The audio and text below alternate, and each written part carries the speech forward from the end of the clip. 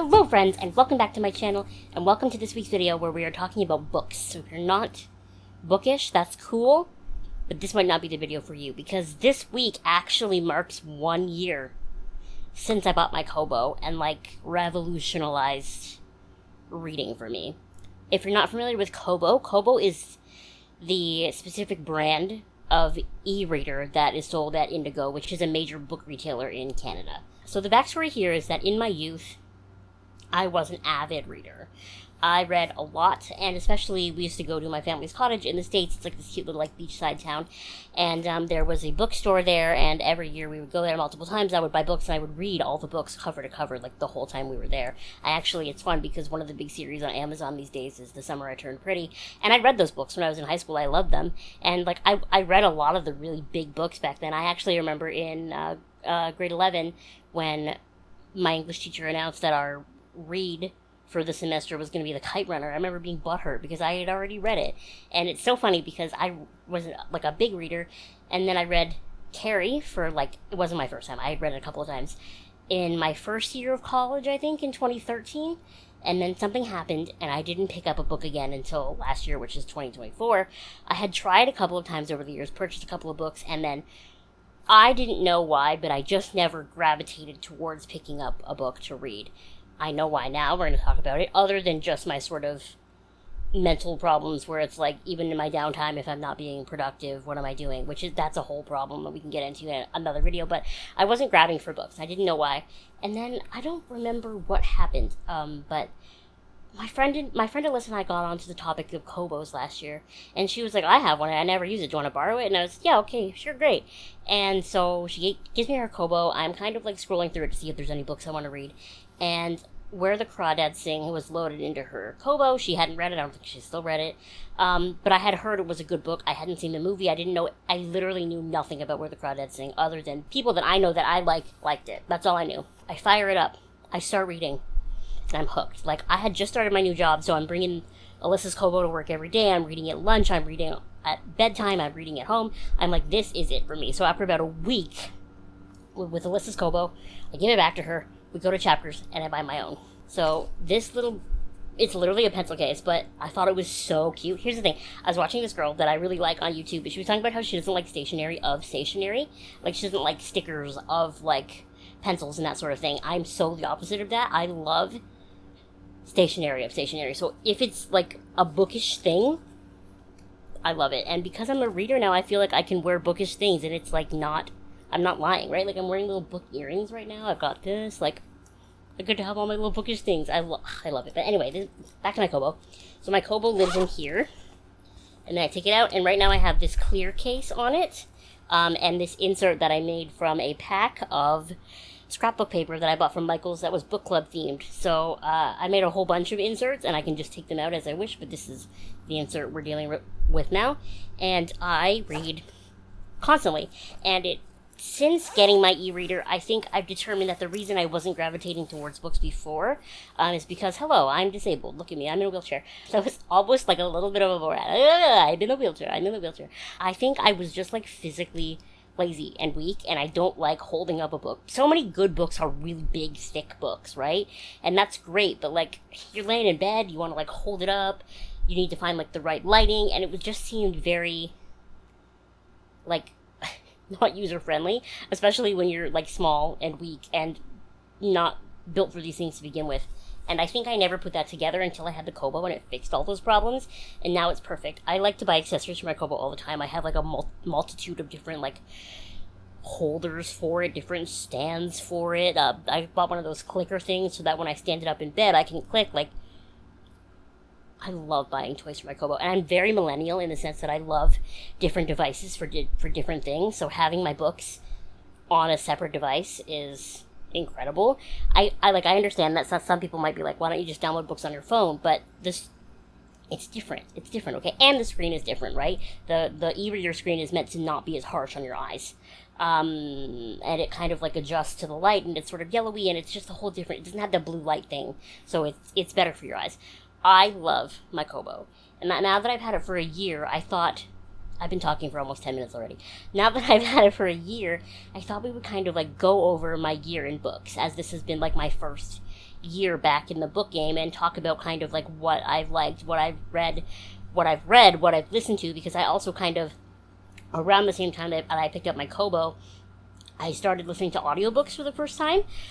With my new job that I was just starting last year around the same time, I found myself like at work, at my desk, with a lot of time doing like sort of, not remedial tasks, but a lot of the same little thing over and over again that was sort of mindless, so I could kind of do that and listen to something at the same time. And I've gotten very into like listening to more fantasy books that are like in a different world. Like I listened to Akatar, right? Things that honestly use a lot of words that I wouldn't otherwise know how to pronounce.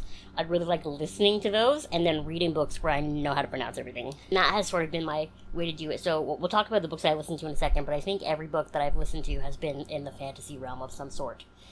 Actually, I don't think I've read anything that wasn't in the fantasy realm of some sort. I like a fantasy. I like a little supernatural situation. I also tend to lean towards a horror. Okay, something a little bit spooky. It's just who I am. It's what I do. So I kind of thought, now, you may or may not have noticed that lately I've been adding the chapters to my YouTube videos. So I thought we would go over all the books that I've read in the past year, and then if you want to just look in the description box and see if there's a book you want to jump to or whatnot, you can do that. I'm going to try really hard not to be spoilery in their sections of this video, but like maybe minor spoilers. It depends on how much I start talking and how much I can't shut up. So in addition to my Kobo, I also purchased a reading journal, which, look at it with my dress. That is obnoxious of me. And I haven't been keeping up with this as well as I have intended to, but I did put like all the covers in. It's just the additional info that goes like later that I haven't done yet. So I'm going to be using this as sort of reference, because how am I supposed to remember all the books that I've read / listened to in the past year, I wonder how many there are. 5 and 12 is 17, right? Yes.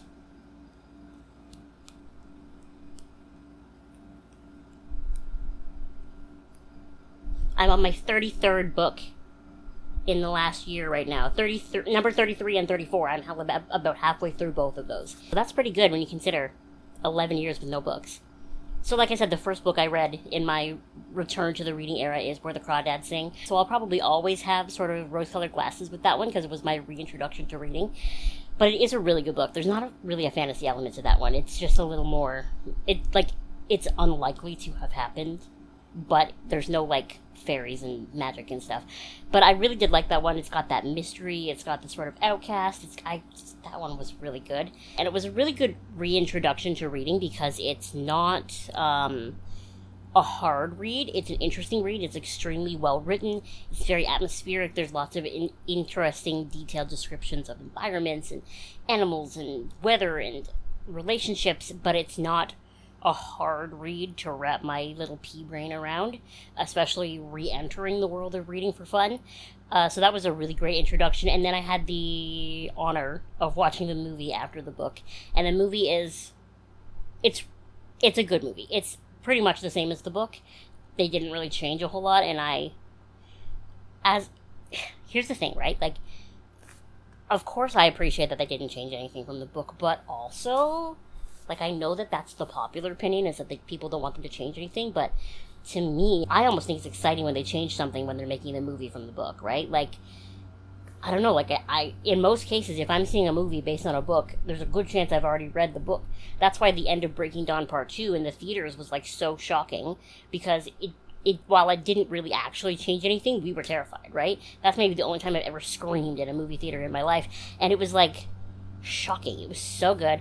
And so I'm not a person who minds if they take a risk on a movie adaptation. I know that that's an unpopular opinion, but Where the Crawdads Sing was definitely not one where they took a chance. It definitely was just like a straight up adaptation of the book, but it was still really well done and beautiful visually and atmospheric, and it really makes you want to like go live in the wilderness in the swamps in, where was it, Carolina?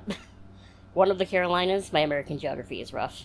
Pretty much right after Where the Crawdads Sing is when I started my audiobook journey with Akatar, so I did listen to all 5 books on audiobooks using Audible. I listened to the straight up, like, original audiobooks of them. I didn't listen to the dramatized audio, and I've been thinking about, like, revisiting them and doing the dramatized audio, because so many people love it. So many people, like, when they told me to listen to Akatar, they told me to listen to the dramatized audio. I just didn't want to buy that many things. So I didn't do that, and I'm almost kicking myself a little bit, and I feel like I should, and I think they're on sale right now. I don't know. And I know that, like, maybe ACOTAR is not for everyone. My friend Alyssa tried to listen to the audiobook, and she didn't finish it. She DNF'd it, and it kills me because, like, she didn't even get to Under the Mountain. She didn't get to any of that. She was like, it was just too mushy, too much love stuff. I'm like, but you don't know. You don't know what's going to happen. If there's one thing I love in a fantasy book, it's like, sure, there's, like, a romance going on, but I also love, like, a big political drama happening in the background. And so as ACOTAR progresses, the political drama gets more intense, right?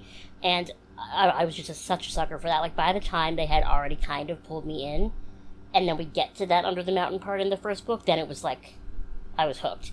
And that, like, I don't think I'd buy the dramatized audio of all 5 books, but I'd buy the first 3, like Thorns and Roses, Mist and Fury, Wings and Ruin, because, like, that trilogy to me is such a good, complete story, and I would 100% listen to that again with actors, and I just really enjoyed it. And I think about how many hours I listened to those audiobooks for, and it is wild to me that I got them all done in just like 2 months at work.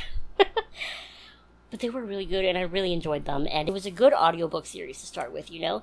And one of the great things is that because I wasn't a reader for so long, like, my internet algorithms hadn't shown me reading stuff, like, and popular book stuff, so I went into ACOTAR totally blind. I had friends tell me to listen to it, so I did. But I knew nothing about nothing. I didn't know about any of the characters. I didn't know about any of the twists, any of the turns. Nothing. I knew nothing about what was going on. Nothing was spoiled for me. And so that was a really good added bonus, was that now I see spoilers for ACOTAR on my feeds all the time. But when it mattered, I didn't. And that was quite nice. I think I have these out of order in here, but the next one that I have in here is Cold Moon Over Babylon by Michael McDowell.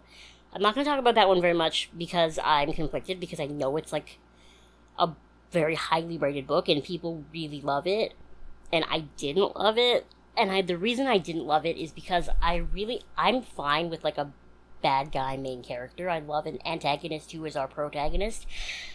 But, it doesn't really have a focus for the main character until, like, halfway through the book. And then there's no really, like, redeemable qualities in the person who ends up our main character. Like, any sort of motive or reasoning as to why he's doing the things he's doing are kind of crappy. Like, there's just, you can't really see his side, any of his twists and turns. And then, I don't know, it's hard to enjoy a book when there's absolutely not one person that you're rooting for. And then after that, I read The Long Shadows of October. That one was a spooky book that I actually enjoyed most of the way through. It was really just the ending I didn't really love, because I didn't really love the direction that he took our female main character, who I actually didn't think was going to be the main character for most of the book. I thought it was going to be about the boy, and then it was about the girl, and I was like, awesome, lady main character, and then it didn't really go very well. So I think I only gave that one 3 stars. I would be interested to read more of his books, though, because that one was a really easy read, and I really enjoyed it. I just didn't like the end, you know? Because, should I just tell you? No, I'm not going to tell you. I'm not going to talk about that one very much because it wasn't a favorite of mine. After that, I listened to, so now I've read 3 books and I've listened to all 5 ACOTAR, right? Then I listened to The Hobbit because it's only, I think, 8 hours long. It's funny because I was watching another video the other day and this girl was talking about an audiobook she was listening to and how it was 14 hours. She was like, wow, it's so long. And it's like I started audiobooks with ACOTAR and each one is like 25 hours. So to me, I'm like, 14 hours, that's nothing. But I listened to The Hobbit, which is narrated by Andy Serkis. It's obviously great. I really love it. And you know what? I loved it, and listening to the book made me like the movies even more too, which I know is an unpopular opinion, but I feel like the movies had the chance to expand on some of the dwarfs individually, on Thorns' personality. It just had space to expand on some of the ideas and that sort of thing that the book didn't have the space for because it was trying to keep itself short, I think. I really enjoyed it. And I bought Fellowship of the Ring, and I just haven't listened to it yet, so I am going to do The Lord of the Rings at some point once I'm done my girly fantasy books. While I was listening to The Hobbit, I was reading Slewfoot. And I have to look back at Slewfoot and try not to have rose-colored glasses because of how much I loved the last 150 pages. I have to remember that before that, I found half the book boring because it goes back and forth between our girl main character, her name is Abatha, her story and Samson's story, and I found Samson's story so boring. It's like Abbott is dealing with all these like real world problems. She's being accused of being a witch. Her evil brother-in-law is trying to steal her farm. All this shit's going on, and then Samson's just like floating through the spirit world like, who am I? What am I? What is my purpose? I'm like, boy, grow up. But of course, in those last 150 pages or so, they come together, and Abatha is incredible, and I love her, and she is beautiful and talented and perfect and incredible. I have Krampus on here next, which is also by Brom, just like Slewfoot. Krampus, I think it's technically the first book I finished in 2025, but I hate saying that because I think I finished it on like January 2nd or something. Generally, Krampus is like a sort of found family type story of winter merriment and whatnot, and I was hoping the whole way through the book that Brom was going to be brave enough to let Krampus win. I knew he wouldn't, but I hoped so bad, and then I was let down. But I guess, like, you're not going to sell a lot of books if you kill off Santa Claus, right? But that was a really good book, and it was a really good book for Christmas time. I try not to plan my books too far ahead or to be too much of a stickler on this book then and this book there, because I like to just go off vibes a little bit more than that. But I do like to try to keep things sort of semi-seasonal, and that was definitely the right book at the right time. Like, just for that, like, sort of Christmas into New Year's era, I would love to find something similar to it for this year, because I really enjoyed Krampus. And I would be, after reading both Slewfoot and Krampus, I would be really interested to read something else that Brom has written. He really likes that sort of macabre spookiness, and he has his own art in the books, and it's really beautiful. He makes some beautiful artwork, so I'm a fan. What can I say?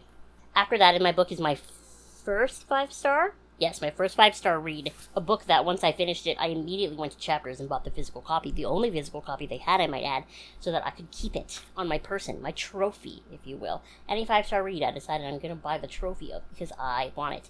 And Cackle by Rachel Harrison was, in fact, a 5-star read, a trophy read, because I love a witchy story. I love a positive witchy story, and every time I was afraid she was going to turn the witchy into the bad guy, she didn't.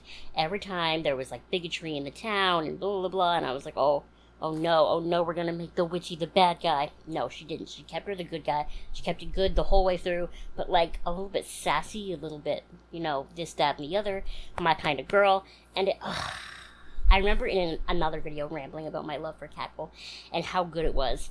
There was a couple of themes in it that kind of were started, like the sort of bigotry in the town and being like, we already have a witch in this town, blah, blah, blah. But then it kind of never went anywhere. And I thought that was kind of disappointing because it could have been like a really interesting storyline to go on. But for the most part, Cackle is like the story of this girl who had this boyfriend that broke up with her on basically the eve of her 30th birthday, and they'd been together for like 10 plus years or whatever. So he basically kicks her out of their apartment, and so she has to move to a new little town and take a teaching job at like a little high school. And throughout her sort of growth in the story, she starts as this very like meek girl who is basically like a parasitic twin to her boyfriend and like only cared about him, and he was the center of her universe. And throughout the book and throughout meeting our like witchy girl, she becomes like her own person. She becomes independent. She becomes powerful in herself and starts to look back at her relationship for what it actually was and how it was maybe not actually perfect and how it was maybe actually really shitty. But she was just like, okay, I'll do whatever you want the whole time. And I love a story like that where she learns that she was being stupid, and then she like has a chance to go back to him, and then she's like, absolutely not. And it was magical. It was everything I wanted and more. It was so good. I should read it again. I have the physical copy, like I said, my trophy. Put my little Library of Abby Green stamp in it. So good. And I think I went right from that to reading Legends and Lattes, which is another 5-star read, but I don't have the physical copy of. I really enjoyed Legends and Lattes. Legends and Lattes is very different because it's very chill. Like, the general gist of the story is this orc building her own little coffee cafe in this small little town. That's the story. She's building the cafe and making friends at the same time. It's not as action-packed as some of my other reads, and there's not twists and turns and that sort of thing. There's a little more action towards the end when some shit goes down and whatnot, but like not nothing huge, right? But it was cute. It was definitely a cute little cozy read. And at this time, I was dredging through what we're going to talk about next. So it was nice to have this sort of lighthearted, cute little thing to come back to. I am planning on reading Travis Baldree's other books. I think there's a second Legends and Lattes, and I think there's a prequel coming out later this year. They're just gonna...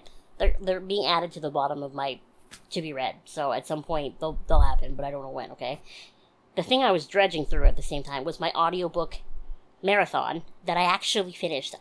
It felt like it was never going to end. I wasn't going to give up because I couldn't do it, but I listened to all 12 House of Night audiobooks.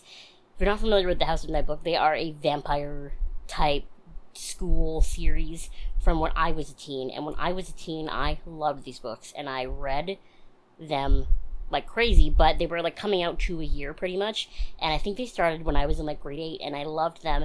But then by like around book 8 or book 9, I can't remember if at the time I lost interest or if I didn't like the story or what happened, but I know I stopped reading them. So I started listening to the audiobook so that I could kind of finish what I started, right? Finish the story.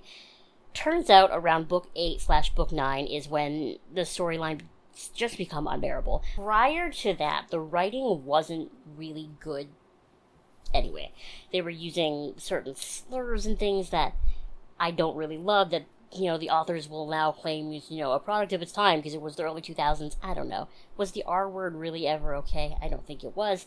But, like, the writing is just not good. Like, it's really...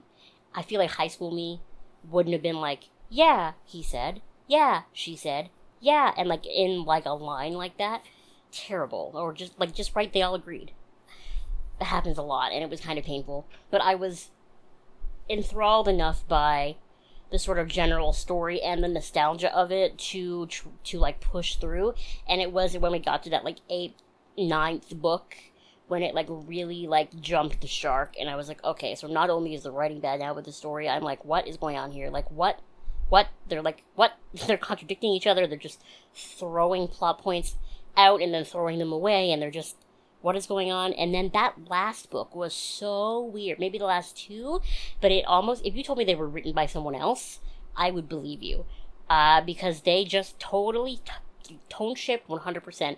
Felt more like a horror novel than like the sort of teeny books that we were going with before that. Like, scary things happening, but then also stupid things happening at the same time. Like, we had this immortal god, and he's been alive for all these books, and he's like, he used to be a scary big bad, and then like the girl defeats him because she finds a literal Glock in a drawer and shoots him, and he dies. Like, I was so confused. So many, oh my gosh, by the end there, it was really painful. 0 out of 10, do not recommend the House of Night books. If you have nostalgia like me and you really want to revisit them, maybe do like the first 4, maybe the first 5, and then just like call it quits after that, because after that is when you just lose it. It really bothered me that like it ended with it's so much easier for me to talk about things I don't like than things I did like, because I'm just like, I loved it, it was so good, but this one I'm like, this is what I didn't like, this is what I didn't like. 12 books of build up, and it was like they didn't know what to do at the end, so like it just like died like nothing happened. And this like woman building up to be herself like an immortal, she's gonna be a god, and then she spends the whole last book taking a hotel hostage. Like, what in the Zack and Cody? I don't understand. It was so bad. I listened to all 12 books, but I didn't buy them. I took them out from the library. There was obviously no waiting list, so I just got them one after the other, okay? But it was so bad. But I did it. I completed my task. I finished what I started.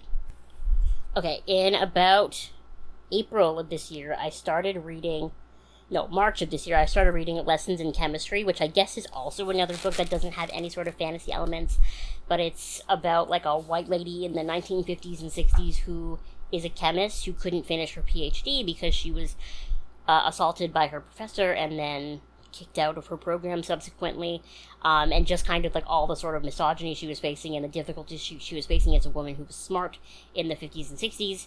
I think I've talked about this before, but a lot of the complaints that I've seen about this book is that it's like sort of surface level white feminism, and I agree. Like, let's call a spade here. It is sort of surface level white feminism. It is still an interesting story. There's still sort of interesting elements to it, and interesting elements to, like, think about the fact that she didn't want to marry her man because he's also a scientist, and she knows that when they get married, everything that's hers now becomes his, right? So it'd be his name on everything, and it's not that she doesn't want to marry him, it's that she doesn't want to lose her ownership over her stuff, which is the truth of how it was for women back then, and honestly kind of still is today to some extent. It was still an interesting read. It was a little, I don't want to say lighter than my other reads, but a lot of the things that I read are, like, bloody and people die and that sort of thing, and this didn't really have that as much. But it was still interesting. I don't know. If you like a girly book of, like, white girl works really hard and does her best and is successful despite all the odds, like, you'll like this book if that's what you're into. And in the middle of reading Lessons in Chemistry, I stopped reading it and then started again after, because Sunrise on the Reaping came out, which is the latest Hunger Games book. I actually didn't read Ballad of Songbirds and Snakes. I'm gonna be so honest with you, I didn't know it existed. I didn't know it existed until the movie came out. There was, like, I don't know, I guess it's because I wasn't on the sort of book sides of the internet, but I didn't see any hype for the book, or else I would have read it, but now I've seen the movie, so I don't really want to. But this book, I did pre-order it on my Kobo, I bought it, and then I read it, and it's kind of, I have a hard time reading books when I know how they're going to end, because I just feel kind of bored, because nothing's going to surprise me. And so while this book was really good, and Suzanne Collins is a fantastic writer, I see people on the internet, like, crying and talking about things that happened in this book and bawling their eyes out, and I'm just like, well, I went into it knowing that nothing good was going to happen, because we've seen Haymitch from Katniss and Peeta's games, and Haymitch doesn't have a family, and he doesn't have a girl, and he doesn't have this, that, and the other, so you knew it wasn't going to go well, you know? You knew he won, but that's about it. And also, if I remember in Catching Fire, Katniss and Peeta watched the sort of propaganda capital version of Haymitch's game, so they knew a little bit about his games, and as a result, so did we. It was still interesting, though. Highly recommended if you're into the Hunger Games. It was a really good book, but I don't know, like, maybe I'll listen to the audiobook for Songbirds and Snakes, because I really feel like I missed out on that one, because I love a villain as the main character, not in the Cold Moon Over Babylon way, where they have no redeemable features. I like a villain as the main character if you can sort of, like, yeah, they're wrong, but I see why they're doing this, and this. And Coriolanus Snow, like, yeah, sure, he's making the wrong choices, but it's because of his blind ambition, and his family's impoverished, and he thinks he's too good for that, and he wants to be better than that. And for some reason, my brain, maybe it's because it's in, like, a fictitious world, but my brain makes that make more sense than just the Cold Moon Over Babylon situation where he killed a 14-year-old girl because he got her pregnant. Like, do you know what I mean? Maybe that's, like, the Cold Moon Over Babylon situation is too real, whereas this is fantasy, so I can kind of separate it a little bit. I don't know. Please, if you can psychoanalyze me at all, to tell me what I'm thinking, please do. I've been talking for way too long, and I don't even know what I'm saying anymore. Alright, and then in here I put the Ex Hex, and Long Live the Pumpkin Queen, because I had read them earlier and I had forgot to put them in the book. The Ex Hex is just a cute little witchy book that took me like 2 years to read, because I had bought the physical book and didn't enjoy reading it, right? Same with Long Live the Pumpkin Queen, actually. They were great. They weren't great. They were fine. I think there's a Long Live the Pumpkin Queen sequel coming out. I think I just saw that on Facebook the other day. I'm not really interested in reading it. It was corny. I have no other word for it other than corny. It reads, my eldest sister described it as reading like fanfiction, and I think that is the best way to put it. Not good fanfiction either. Lots of, the very beginning of the book, Jack and Sally are on their honeymoon, and Jack is just acting like complete, like, mushy love bomb to Sally, and it's like, where is this coming from? In the movie, in the actual original work this is based on, this is not how he acts at all. Not ever. Like, it was just weird, you know? And then, the Ex Hex is a cute, witchy book. I did really enjoy it. I don't know. There's a second one, and I already bought it on my Kobo, so I'm gonna read it, and maybe reading the second one will make me more excited about the first one again, but for now, it's just like, meh, lukewarm. Maybe it's because it took me so long to read it that I'm just like, meh, lukewarm. And basically, the plot of that one is that how do I describe it? A boy broke up with her, so she accidentally hexed him, and then when he comes back 10 years later or whatever, he starts to feel the effects of the hex because he's in her vicinity, and she's got to try to, like, reverse the hex, pretty much. That's basically the plot. So it's a little... I like a bigger, higher stakes situation than that, you know what I mean? It was cute, though. It was fine. And now that brings us to June. Yeah. So the next book that I read physically was Our Wives Under the Sea by Julia Armfield. I didn't know anything about this book going into it other than a lot of people that I like this book. That was literally all I knew. And it is a beautifully written book. Very interesting. I definitely love any book that sort of plays with the idea of, like, what is at the bottom of the ocean, because we truly have no idea. What I didn't know going into this book is that it was going to be depressing the whole time. It was not one happy thing happens in this book. And that's fine, but I wish I would have saved it for, like, I don't know, a drearier time of year than, like, the beginning of June. Yeah, it was a really beautiful book, but very sad, and I have questions. Like, my only complaint about Our Wives Under the Sea is that I finished it, and I have questions still, but I have nothing to do with these questions. I have nowhere to put them. I have nowhere to ask. Like, I want to join a book club that's going to read Our Wives Under the Sea, attend the book club meeting where they talk about it, hear everyone's theories and discussions, and then never go back again. Because I need to talk to someone about how, if I don't know if the events of the book actually happened, or if she, like, imagined it all, or if... what did they actually find in the submarine, if anything? Did it actually just sink and they all died? And I don't know. There are so many things that floated through my head, no water, pun intended, that I don't know what to do with. But a beautiful book, beautifully written. I did not cry, even though I know it does make a lot of people cry.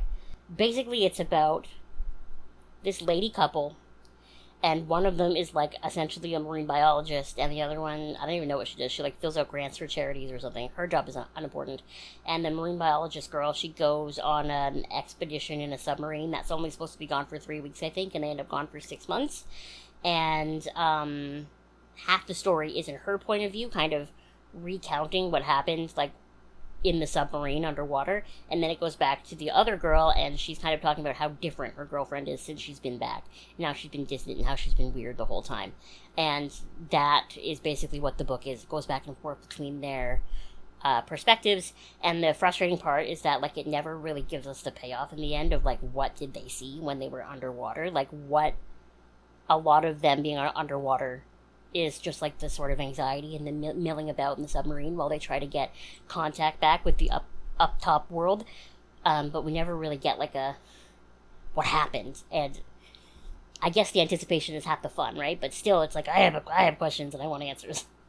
And then after that, I read The Spellshop, which is in the same vein as Legends and Lattes. It's a very sort of cute little cozy book. It starts with some action because the reason she has to flee her, like, home in the library in the main big city is because there's, like, a rebellion, and the rebels set fire to the library. So she grabs her best friend spider plant Kaz and a bunch of the books that she wanted to save, and she gets out of Dodge, sets up shop on her parents' little village island. Her parents had passed away, but it's the island that they came from, and she opens a little jam shop. She's got some berries in the backyard. She starts making jam. That one was a cute little cozy read. It's a little more my style than Legends and Lattes. Legends and Lattes is written better, like, the writing is better, but I'm definitely more of, like, a witchy spell with a spider plant sidekick type girl, so Spellshop is a little more me than Legends and Lattes was. It has gotten so dark in here since I started shooting, but we're almost done. After I finished the House of Night stretch, my next audiobook was Fourth Wing. Fourth Wing came highly recommended, and it kind of exists within the same sphere as ACOTAR, right? I feel like the internet loves them both. So I listened to Fourth Wing. I loved it. It took me forever to listen to it because we were busier at work at that point. But I really enjoyed it. I really enjoyed the, like, dragon riding, war college aspect of it with the sort of love story in the background. That's, like, my ideal fantasy story, right? Like, something big is happening, and then in the back there's a love story. And so I really enjoyed that. I'm halfway through Iron Flame right now, so I can't really comment on Iron Flame yet, but so far so good. And I did already buy Onyx Thorns, so we're gonna get there too. The more time passes after Fourth Wing, like, the more I liked it. The more I think about it with hindsight, the more I liked it. Again, I'm doing the standard audiobooks, and I'm wondering if I should have bought the dramatized audiobooks. Too late now. But I really like them. So if you're not familiar with Fourth Wing, it's literally about a girl who joins... How do you describe Fourth Wing? She attends a war college where she learns to be a dragon rider. That is the most basic synopsis I can give. Her mom is like a general in the army, so there's like that sort of undertone too. Her last name carries a sort of weight to it, but she herself is like not the best warrior. She was gonna be a scribe, like she was gonna basically be just like a girl who writes things down, and then her mom was like, no, you have to be a dragon rider. And she's actually, I think it's Ehlers-Danlos syndrome that she has, right? Like her joints are always popping out. I think it's Ehlers-Danlos, which is cool. It's interesting to read about a main character in one of these sort of fantasy books that has a disability, and that disability is talked about often. Sometimes it feels like they sort of forget about it a little bit, but most of the time it is like a main part of Violet, and she has to make certain accommodations for like riding her dragons. Her dragon is like the only one with a saddle, like that sort of thing, as a result of her disability. So maybe that does make me look at Fourth Wing like with a little bit of bias, because it's like the only one that has even tried to do that sort of thing. So I'm like a little extra appreciative of it. But yeah, I've been really enjoying Fourth Wing and Iron Flame. And that brings us to my current read, which is Song of Achilles. This one comes highly recommended from, like, pretty much everyone on Earth. I am only 30% of the way through the book right now. It is sort of a telling of the legend of Achilles, if you will, the Greek demigod. My Greek mythology is, like, not great. It's not awful, but pretty much everything I know about Greek mythology came from Hercules and Xena, so I know parts. I know some of the names. But I don't know a lot of the stories, but I obviously am familiar with the gist of the Achilles story, so it is interesting to hear it more in depth, and the sort of liberties I'm sure the author took with it, but, like, it's fine. And so far, I'm really enjoying it. So far, it's, fairly emotional. I can see... Have I cried in any of the books I've read yet? I did cry at one point in the Spellshop, I'm not gonna lie to you. I think that's the only book I've cried in. But I feel like by the end of The Song of Achilles, I will have tears. It's, like, beautifully written, and... You would think that it would be a book because it's, like, sort of Greek mythology. It's, like, fantasy. A lot of the words are weird. Like, you would think that it would be one that I would audiobook. But I'm actually fine reading this one because... I don't know, because I already have, like, some basic familiarity with most of the names because of Hercules and Xena, for being so honest. It's not as bad as I was a little afraid it was going to be. I thought it was going to be, like, really difficult to, like, read through because I'm an audio girl, right? Like, I went to school for radio, so... When I read a word, I have to know how it sounds in order to be able to read it. If I don't know how it sounds, my brain just kind of mumbles over it, and I'll never pick it up, even if it's just a name. Like, that name will mean nothing to me. And so that's one of the main reasons I wanted to listen to, like, these sort of big fantasy books on audio, so that the words like Basgaiath and that sort of thing would be said to me, so that I wouldn't have to worry about trying to figure out how to pronounce it. And I thought that might be an issue with Song of Achilles, but so far, so good. And every time I come across a name that I don't know how to read, the beautiful internet is there, and I can just Google how to pronounce Patroclus, and it comes up, right? Easy peasy. And that brings us to where we are now in the middle of July. So that means in the last year... I already don't remember what number I said at the beginning. So, reading books, not counting audio. Okay, listen, I said that before, and my sister gave me flack for it. Audiobooks counts as reading. It does. But for me, I just feel like reading activates a different part of my brain, the part of my brain that is otherwise kind of dumb, and I need to, like, stimulate it. So for me, it's different because I need to read in order to keep my brain, like, alive. So we're going to count them as different things, okay? So, 1...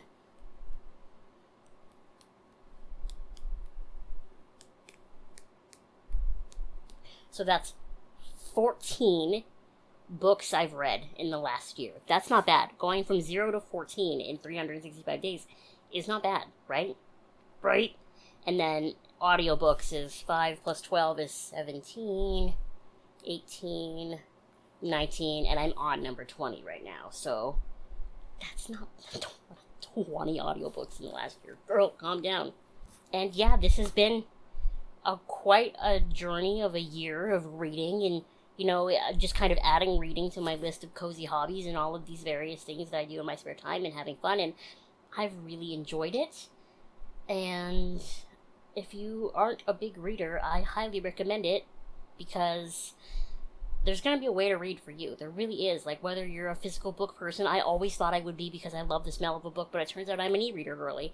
But you could also be, like, an audiobook person. Like, the world is your oyster, dude. Consume your stories however you want to, And my sneaky, sort of ulterior motive to making this video is that now that you've heard my thoughts on all these books, maybe you will recommend other books to me in my comment section below. I have some books that I'm planning on reading later this year. Like I said, I don't like to stick too many, pigeonholed things. I don't like to pigeonhole myself too badly of, I'm reading this book then and then this book then, because I just don't operate like that. But I do have Nestlings by Nat Cassidy, which I've heard is quite spooky, so I'm saving that for more October time of year. I'll probably read one that's a witchy, cuter one for around October as well. I'm thinking maybe I still have that one that's called, what is it, the very Secret Society of Irregular Witches or something like that. I haven't read that one yet, but I still have it. And I also still have Grady Hendrix, Witchcraft for Wayward Girls. I'm hoping one of those two at least will happen in the sort of October time. But who knows? I also recently heard about Mary by Nat Cassidy, which I had seen in my recommendations many times and never even thought to look at. And then someone said Nat Cassidy wrote it because he thought, what if Carrie, like Stephen King's Carrie, was a middle-aged woman? And it's I don't need to know anything else about that book. I'll read it based off that. So, I don't know. Who knows? But let me know if there's a book that you like in the comment section below, and maybe I'll check it out. I'll add it to my Kobo wish list, and then it'll email me when it goes on sale for $1, and I'll buy it. That's how I've got half my books so far. That's the best part about the Kobo, man. When it goes on sale, it emails you. You buy a book for $2. Couldn't ask for a better way. Even if you don't think I would like it, let me know about some of your favorite books in the comment section below, because I love to hear about the things that you love, and I love to hear what you have going on. I love to hear about your cozy hobbies. It's so cute when we share these things, because we just don't talk about them enough in the world. You know what I mean? The cute little fun things that we do every day to bring ourselves joys in what is otherwise a hellscape. Thank you so much for watching this video. Please make sure you give it a thumbs up. Please make sure you subscribe if you have not subscribed already. And I will see you next time.